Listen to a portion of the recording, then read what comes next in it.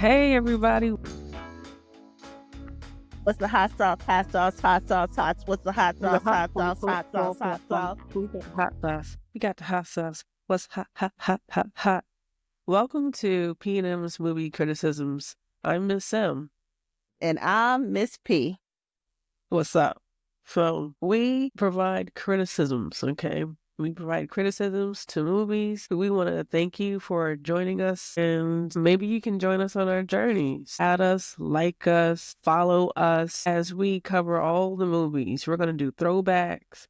We're going to do what's trending, all the things that's coming out. We love movies and all things that stream. So let's just talk about the first things first. What's the hot sauce?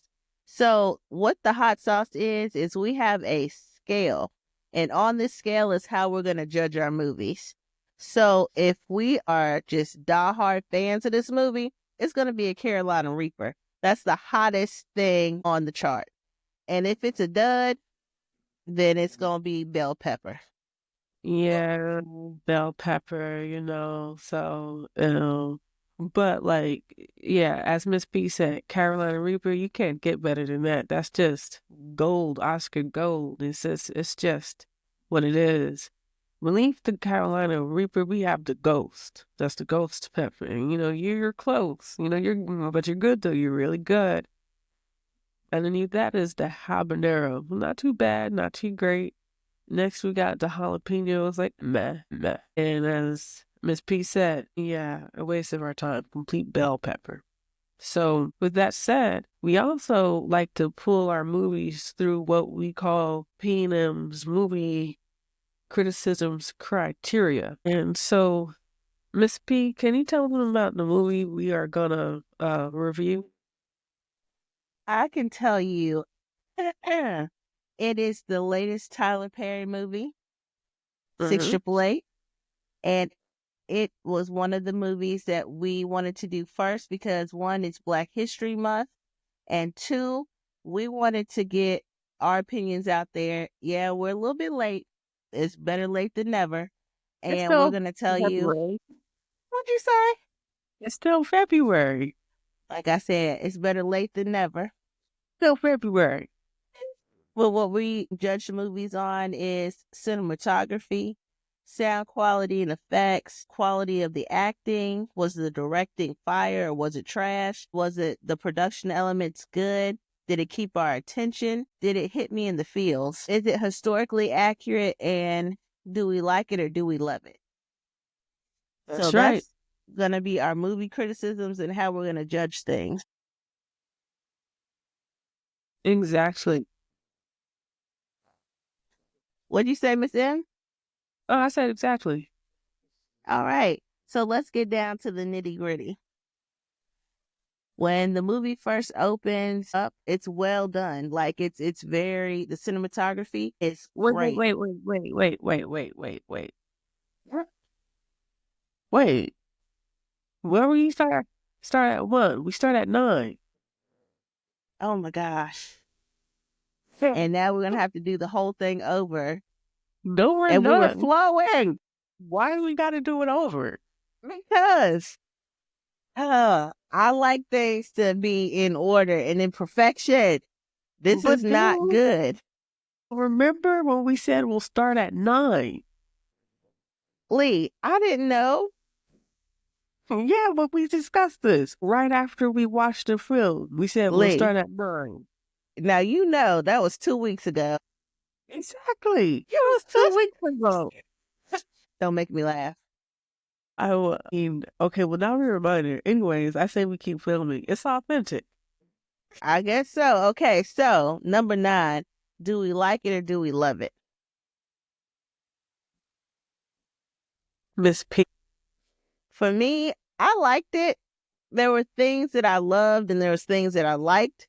So it was a good, healthy balance of both. There was things that I really liked and there was things that I really loved. I really loved the Black actress who was the comic relief. That's what she was there for. She was the comic relief. She made me laugh a lot. Okay, so Kerry Washington.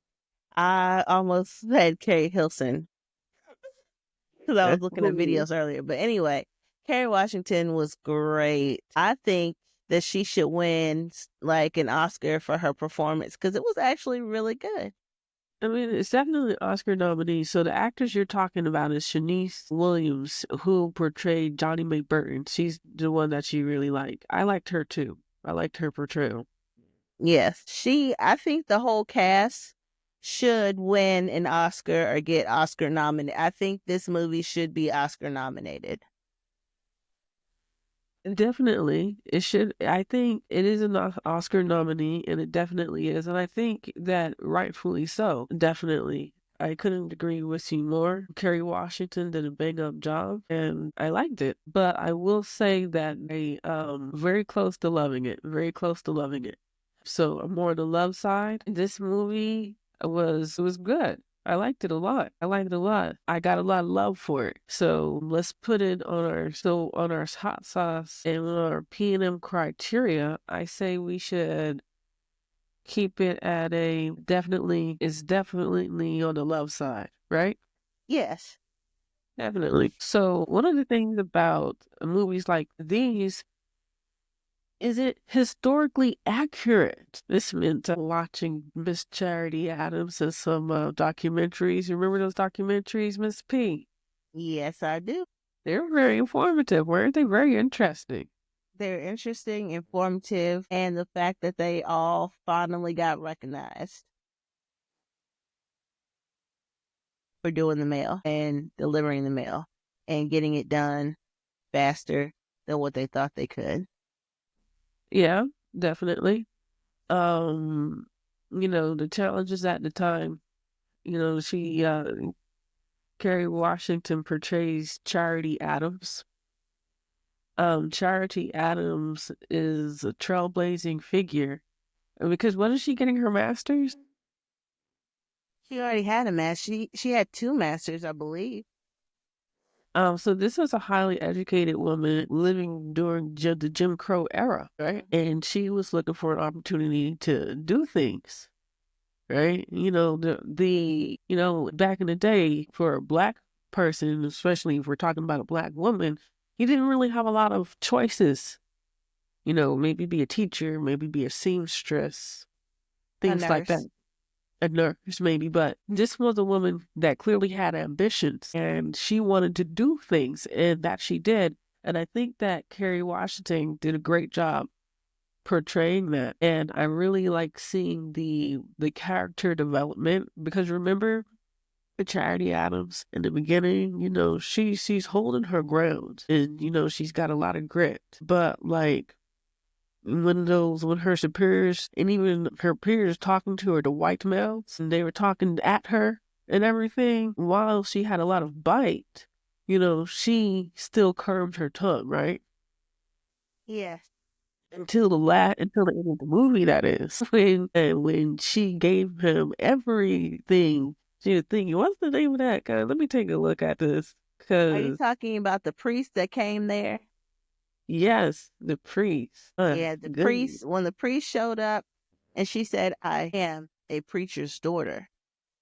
And I have never heard a sermon like that before in my life. And she Yeah, kicked him out of the church. the preacher got kicked out of the church. Well, the priest got kicked out of the church. And he did get kicked out of the church. He did get kicked out of the church. So, and the way she talked to General Hulk. But you know what? It's General Hulk played by Dean Norris. I always do remember Dean Norris because he from Breaking Bad. The way she talked to him, but also the way she talked to General Hulk. That scene to me was a very defining scene and something that really to me defined this character, but more than just a character because this is a real person, Charity Adams. And then afterwards the ladies give her a standing ovation. Because they said, the ladies are not working. And she said, well, get back to work. Get back to work. And they said, no, we want to thank you. And they applauded her. They had to applaud her. Yeah, they had to applaud her because she did it. She was their leader. True. Nobody was going to be able to speak up but her. She had the ranking, right? She had to be the voice, and she was. So this was a black woman back in the day, what is it? And then a colored woman. And, for all of you who don't know, colored isn't just black. Colored isn't just African American. Colored is all people of color. And more than just that, it is all people who are non-European white. That is colored. Mm-hmm. Okay. So when we talk about colored, it's not just, say, a single race. Okay. It's not just that. And if you look at the name of the NAACP, so we're talking about the advancement of all colored people. But anyways, I just wanted to say that and recognize what she was known as, what she was, what she would have been seen as, what she would have been called during that time in history. What else about this historical accuracy? They So fixed the church up and they had beauty parlors. They had everything that you could need. this is true. That's also accurate as well. Mm-hmm. And the two girls dying in the Yeah. truck, that was accurate. Yeah. What about, and also Abram? That was Uh, accurate. yeah. Abram David, Uh-huh. a Jewish boy. Yeah. Their love. Well, at first I was like, are they adding in some elements here that are to keep us interested? But no, Abram is legit. Uh-huh. And she actually married the sergeant. She Yeah. married her friend. I mean, she did Lena Derricott. Mm-hmm. Lena Derricott, portrayed by Ebony Obsidian. I think I really like Ebony's work as an actress here. Yeah, What do you well, think it about showed her? her in three different ways. It showed her little girl naive side, it showed her growing up, and it showed her finally coming to terms with what happened. Yeah, so she had a good amount of character growth too. I really like to see. I when I watch films, I really like to see character growth, character evolution. I think that's very important for a story. For a character to be flat and not change and not grow, it's annoying, it's stale, and it's not good storytelling, more importantly. So that was really good growth character development from Lena's development as our story progressed. So yeah, it was definitely historically accurate. I mean, there were some things that not of course 100%, but I don't think we should hold it up to that type of level because this is, well, I would say, you're not going to get everything right, but they got the major events right. You can tell that they did their due diligence, that they did their studying and their homework. That's what you can tell, basically. If Tyler Perry made more movies like this, it would set him up for more being able to be seen everywhere, Well, because it's not the definitely. same old trope that he always does, which is, Yeah, angry black woman, knight in definitely. shining armor comes saves her. He's had a few different movies.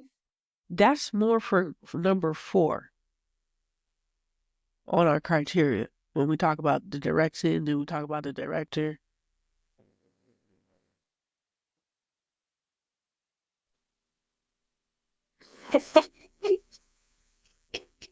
Oh,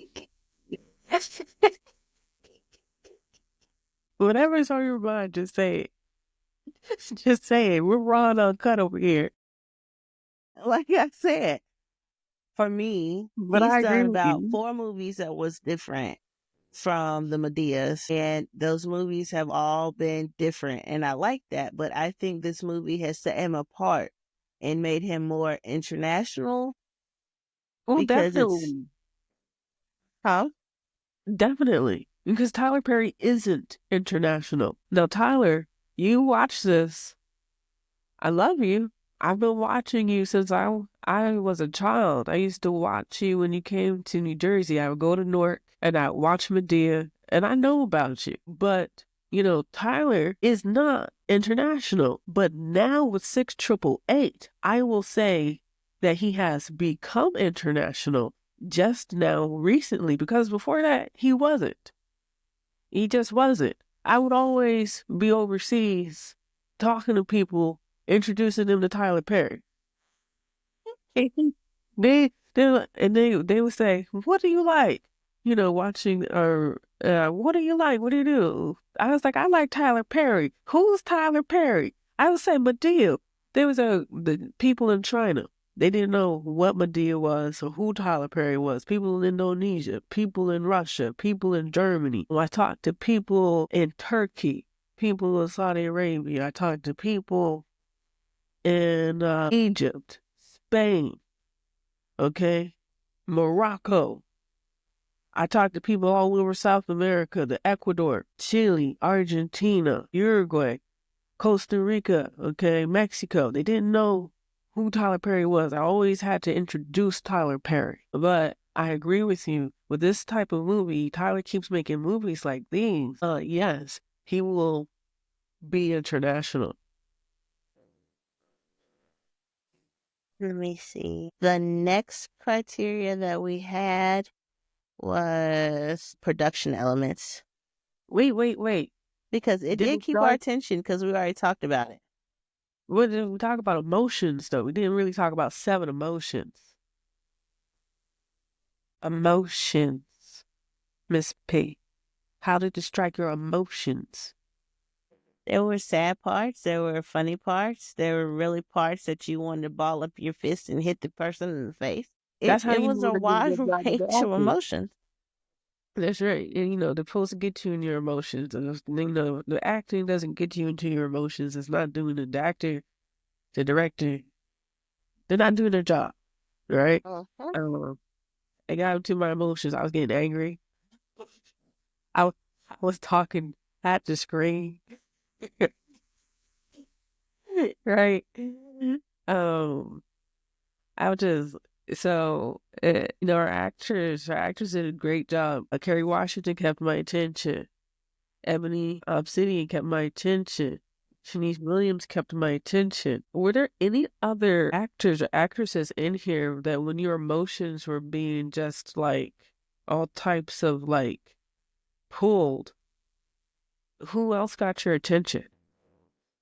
Well, it wasn't so much of an attention grabber, but when dude was singing, "You made me love you, I didn't want to do it," and then the black guy was singing the same song, and she had almost had a panic attack. Who? Remember when Abram got down on his knees and he said, "I want you to wear this Oh, ring," and he okay. said, Well, hmm. "Yeah." He sung the song that "You made me love you, I didn't want to do it." Gotcha. Okay, yeah. I mean, that was cool, but it didn't really like strike my emotions, but it was definitely lovely. No, it struck my emotions because it was just one of those things where, my lord, Well, I know this it struck your emotions. That's right up your personality's alley. no, the thing that kind of caught me off guard was when Abram sung that to her, and then the black guy sung it to her too, and she ran outside. That was be very creepy because she would Uh remember huh. Abram. So That's what okay, I'm I get it. saying. That's what caught like. I was like, oh no, that would put me in my feelings too, because if you wasn't expecting that, Good eye, good eye. That's right. That's right. That is true. I mean, I think that when it comes to my emotions being pulled, definitely some tears. So definitely got teary eyed at some moments. Definitely true. So it did its job. It struck my emotional chords and made me cry a little, made me laugh, at the funeral, made me smile. So, and that's the thing about Hallmark films, right? Especially when they're dramas. Especially when you have these types of biopic dramas. They're supposed to make you laugh. They're supposed to make you smile. They're supposed to make you cry, put some tears in your eyes. They're supposed to make you upset. They're supposed to also educate you and all be historically accurate. And I think it did all those things. And such, as you said, it did keep our attention. So it definitely did. And then you were talking about production elements. Mm-hmm. Because that's just where my mind went. Naturally speaking, some of these are going to mix together. So for me, the production quality was great. It wasn't all gray. It wasn't all like single shot. Like it had depth. Everything had depth to it. Like it wasn't just all ugly shot in like, moving and everything was shaking and it was shot lovely. Like the night scenes you could see when they went to go see the mail, Yeah.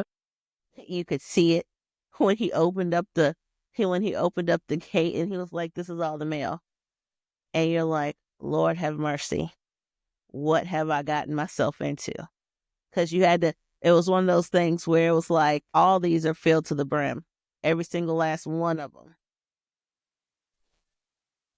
And then I wish they would have showed where they had to go to the next place and do the same thing again. Like just not like a whole, like, another hour or so, but I mean, just, gloss over that a little bit. That's one of the things that I wish that he would have focused on. Yeah, they got it done. They got it done in more time than what they thought they was. They got everything sooner, you know. In 6 months, it took them 3. And then when they went over to England, they did the same thing. Gave them six Yeah. months. They did it in 3. I wish they would have focused on that a little bit towards the end, because the ending was good because you saw that they're now getting their just due, celebrity, I guess, now that they're older, when they should have got it when they came back. And Yeah. I enjoyed that, but I wish that would have been more of a, like post post scenes, you know, and get them watching the movie or get them on the actual set and be like, okay, this is historically accurate, this is not accurate. They were there. They could tell you, because that's firsthand. Our skirts were like this. We wore our hair like this. Just getting more from the actual people that were there. Oh yeah, definitely.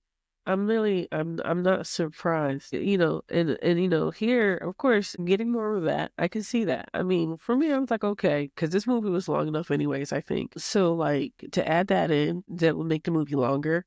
But movies are starting to get longer, 2 hours, 2.5 hours. But I definitely think that movie was something about 2 hours, 10 minutes. I think I think they did a good job fitting everything in. So in order to fit that in, maybe he would have done maybe a bit of a montage. But it seems like in what if we're talking about the vision of the director, perhaps was to lay everything out in a succinct manner, but accurately, not just succinct, but accurate, and also tell a moving story.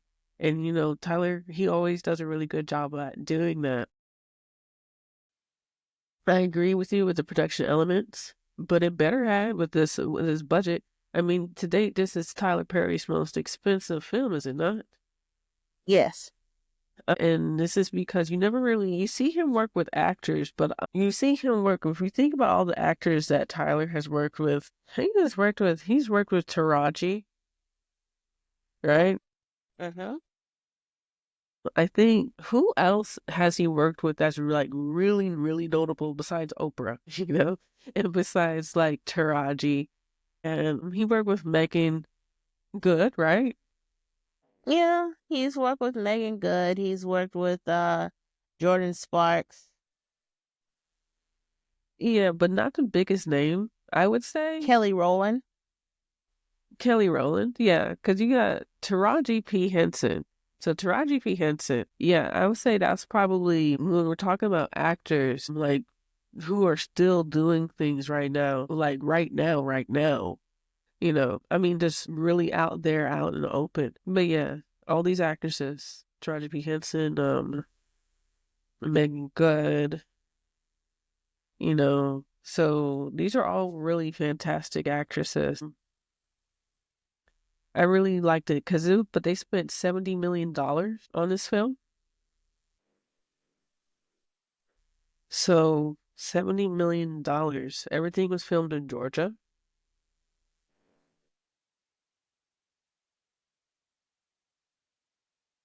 About Fort Oglethorpe. Have you ever been to Georgia like that to see what Georgia's got going on, Miss P? I've been to Georgia, and that's not for me. No. It's a great place to film, though. They have Yeah, for everything gorgeous. filming, sure. But everything else that's going on there, no, thank you.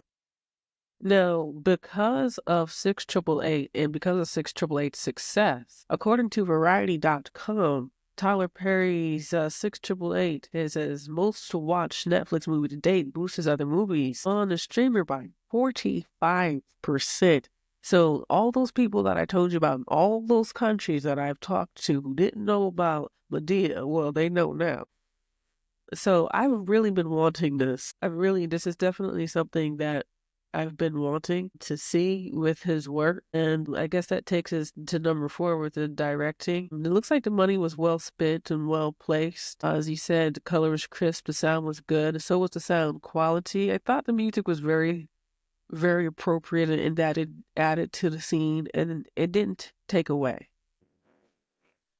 Let me see. It says, let me see. The movie is about 90% accurate. And according to Kerry Washington, it's 97% accurate. Some of the, and it says, several moments in the movie are based on real events. When Major Charity Adams stands up to the superior officer and says, "Over my dead body," The that was General Hall. real. Huh? The General Hall. Mm-hmm. When she Yeah. stands up and she says, "Over my dead body." Yeah, yeah. I think was really good. So definitely for we always said that with directing, we really like to talk about the director and the director's vision and what Tyler was going for when he filmed this movie. For me, from my perspective, he always has had a heart for the history of the Black community. He's always tapping into those things, talking about those tropes like the angry Black woman and the shining Black knight that comes to save her, because for that, it's just one of those things for womanhood and how it's something that clearly is very much a part of his mind and also a part of his life as well, because he's had a rough life, you know. If you know a little bit about his background, and I think that's where many of those tropes come from, is that upbringing that Tyler Perry had. A lot of us, our work as artists, it really bleeds out of us rather unconsciously, whether we realize it or not. Every joy, every pain we've ever suffered, it always comes into our work, always. So while those tropes do define Tyler Perry's work, I'm very, very excited to see this new chapter. And Tyler, we want more. I've been waiting for this. I've been waiting for you for this, for your real, true international breakout. We want more. We're rooting for you. We've always rooted for you. We We'll were continue to rooting root for for you. you. We were all rooting for you. Oh, wait, Tyler. Oh, Tyler, go. Don't let anybody stop you. I think with our criteria for number 3, our quality of acting, we've been talking about that throughout the whole thing. Mm-hmm.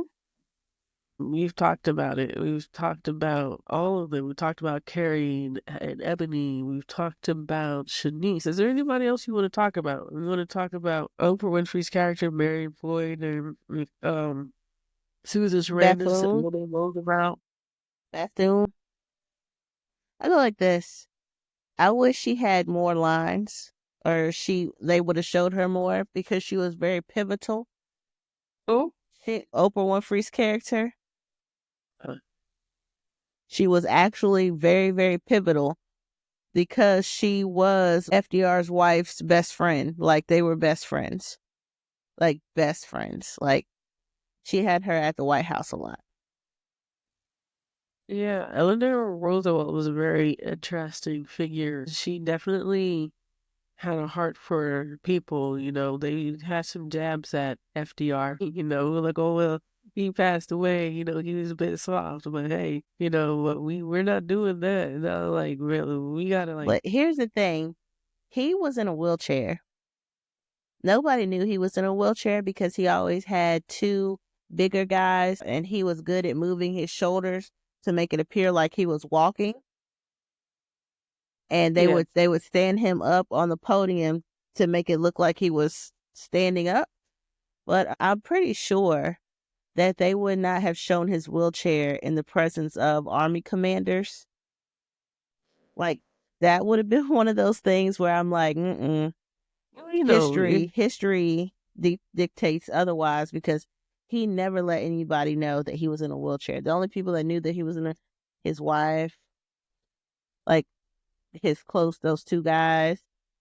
And I'm pretty sure that he would have been in a actual taller chair, sitting up, and they wouldn't have showed his wheelchair. I don't think.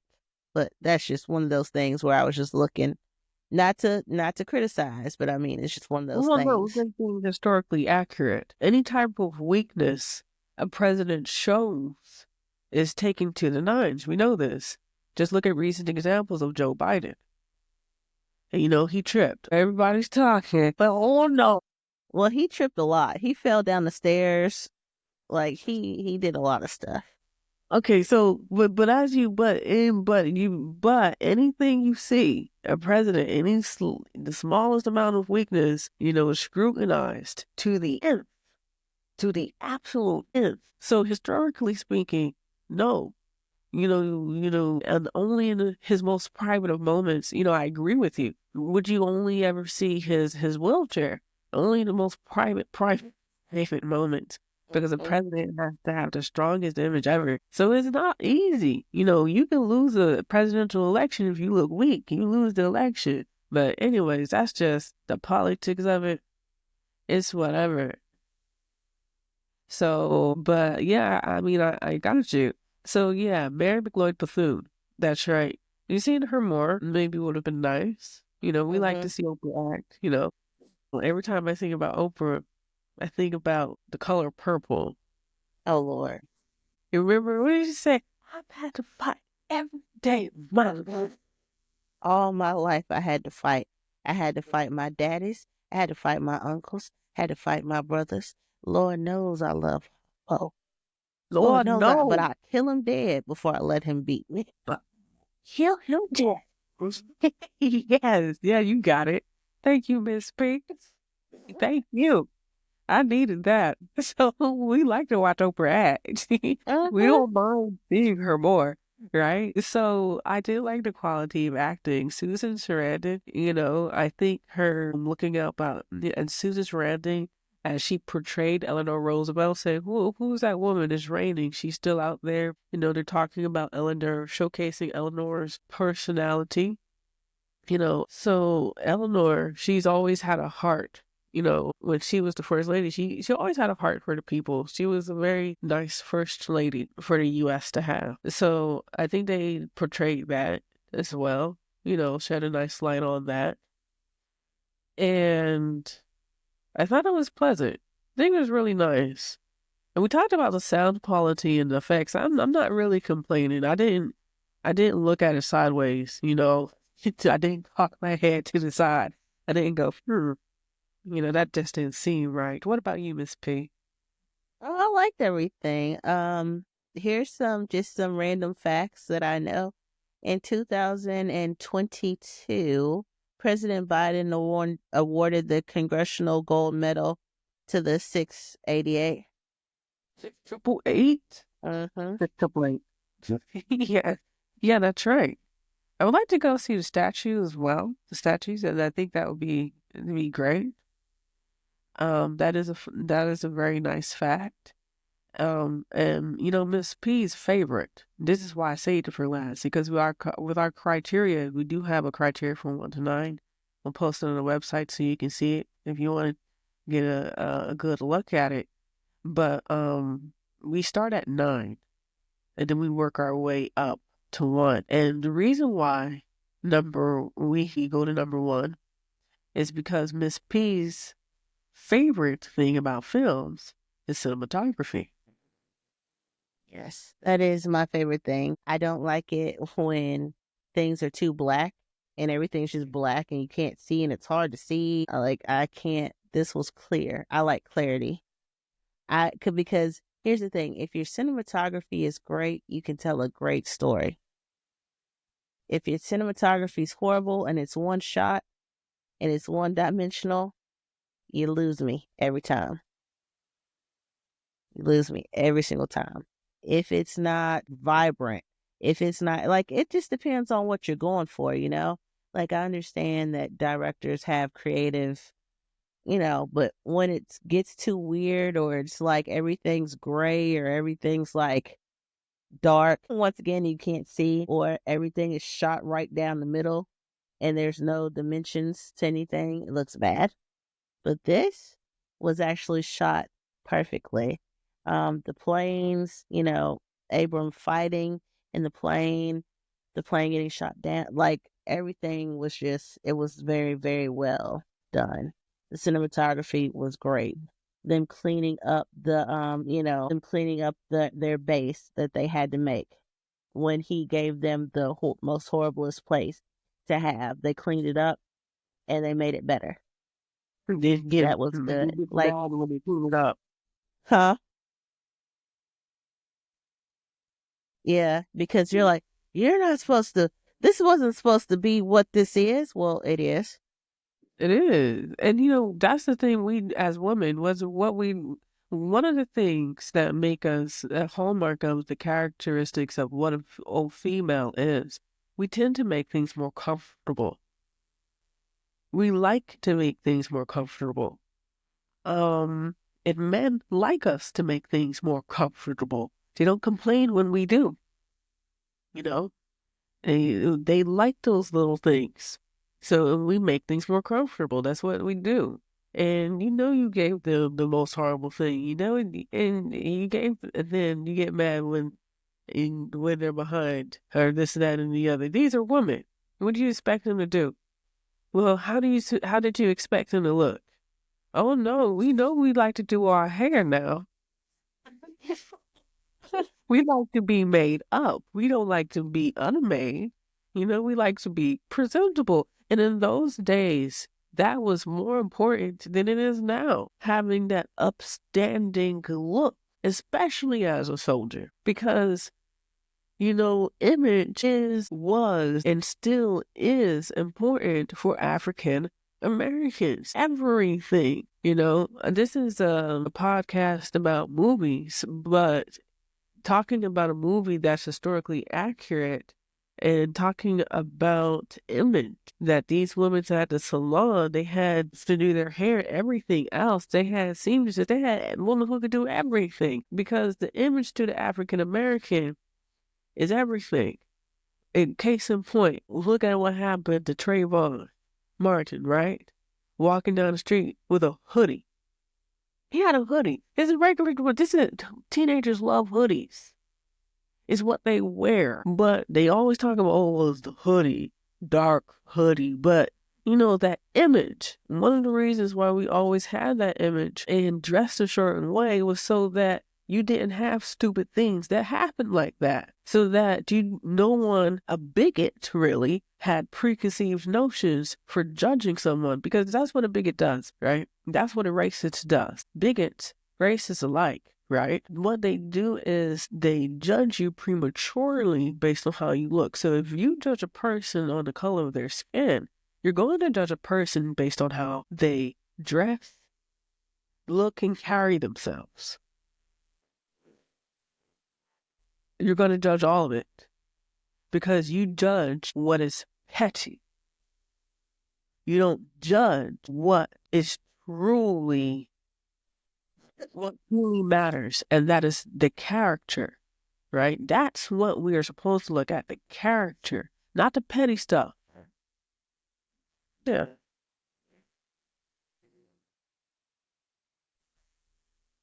I guess we're done with our criteria.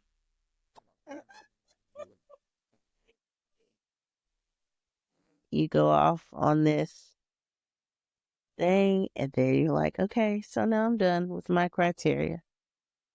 I think one of the things we are going to do here, this is what my vision is, because for all of our people are joining us and listen to us, we want to provide you with authenticity. Okay? We are authentic, and that's what we're going to give you. Authenticity. I'm going to definitely do some cutting and editing. That's But I'm not going to just come out and cut this and that out like that because this is what's real. We're real over here. We're not airbrushing. We're not going to like brush out what would be considered every flaw because that's unrealistic. Okay? We're real. We're uncut. We're raw. And I think that's about it. We'll probably be out this piece. And you want to say anything else, Miss P? So if you would like to get us going, if you'd like to sponsor, we're looking for sponsors. We're looking for all types of things. We're looking for artists. We're looking for people that do jingles. We're looking for people that just want to get down with us and make some good quality content and listen to it in the car or listen to it on the flight or listen to it on the train or on the bus. If you want to be a part, let us know. Send in your resume to Lee. Give them the email address. pmcriticism@gmail.com. Say it one more time, a little bit slower, so people can know what you're saying, girl. They're gonna have to look at the links. pmcriticisms.com. Most people are gonna be like, but that's lengthy. Let me look at the link. Look at the link. Look at it. We got the links. Click it. Click the link. Follow us. Join us on our journey. Give us your feedback. Let's start a conversation. Conversate with us. We want to have conversations about this. We want to have conversations with you because movies are a reflection of our society. You cannot have art without a civilization, right? Because art is what you do mainly when you have the freedoms. You notice that when society, Ms. P, once you get past, oh man, what are we going to eat? Where are we going to live? Have a roof over our heads. Once civilization gets past all of that and you have your comfort, a roof over your head, you're able to eat, fill your belly, be warm, be comfortable. That's when you can embark upon being the artist, right? And that's when you can start to get reflections of your society, of your civilization, of your country, of your culture. So when we talk about film, we're talking about culture. We're talking about our society. We're talking about humans and human nature. And we want to discuss this with you. So join us next week because the next movie we're going to do is what, Ms. P? They Live. They Live. That's right. We're throwing it back, y'all. But don't worry, we'll keep you current. We just like to throw back every now and then because you don't have the new without the old. All right, I'm out this piece. All right, bye. See y'all next week.